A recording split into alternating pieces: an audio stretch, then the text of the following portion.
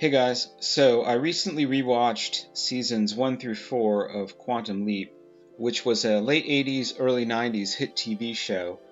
I hadn't seen it in a really long time, not since it was on cable all the time when I was in high school. I didn't end up watching season 5 because I was annoyed that they changed the theme song, which was one of the catchiest theme songs ever. Really the gold standard of intros.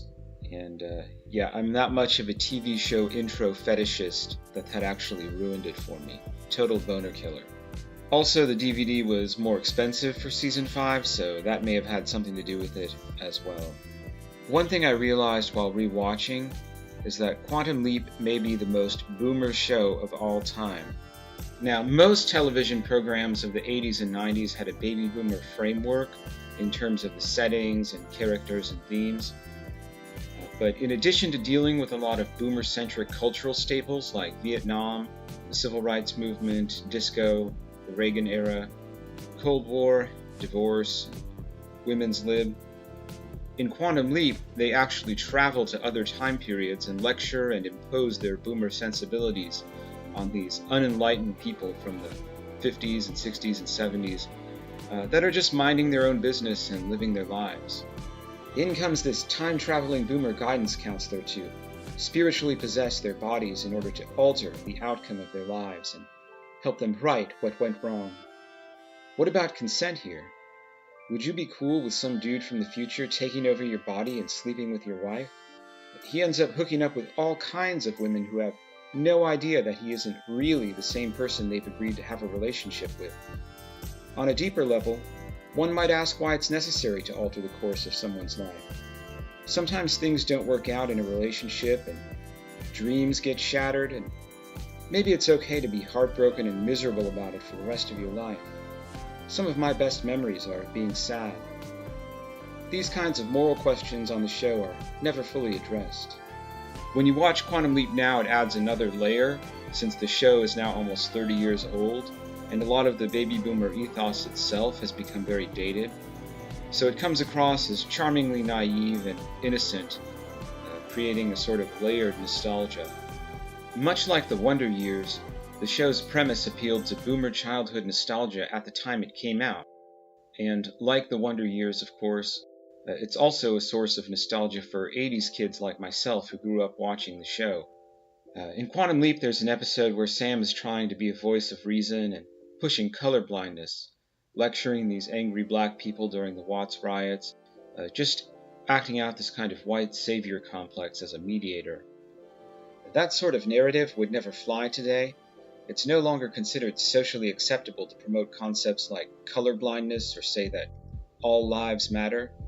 It would be characterized as a privileged worldview, some sort of implicit white supremacy.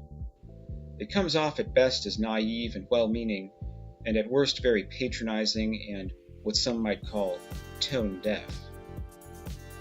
There's another episode where he ends up leaping into the body of a mentally disabled person, and he actually uses the word retarded, which is something you can't even really say that anymore, especially within the context of describing an actual disabled person. If they were to remake that show today, then someone would be leaping back in time to 1992 to lecture Sam about microaggressions and ableism. I didn't even include the image from that episode, even though I'm fine with using that word. The episode itself, though, is very sad, and I don't even think it's worth joking about, so maybe I'm just a big old softie. There's also a lot of objectification and dad humor, very typical of the time, like Married with Children, but which would probably rub critics the wrong way today. Again, not me, but other people.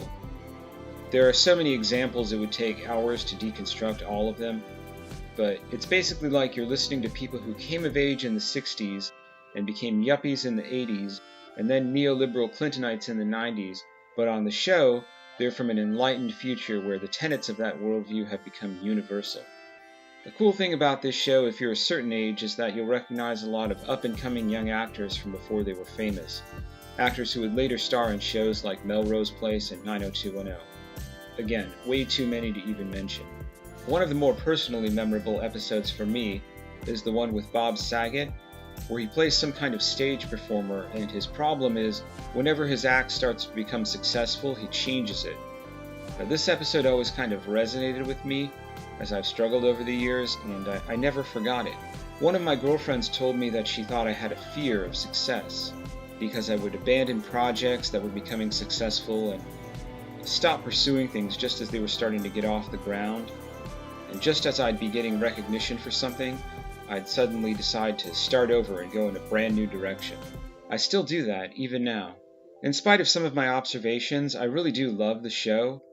It really brings me back to a great time period in my own life when I was young and budding and full of vitality. Now that I'm older, though, my viewing perspective of Quantum Leap is more bittersweet, as it puts me in the emotionally uncomfortable position of thinking about those missteps in my own life I wish I could go back and change, but I can't. Not yet, anyways.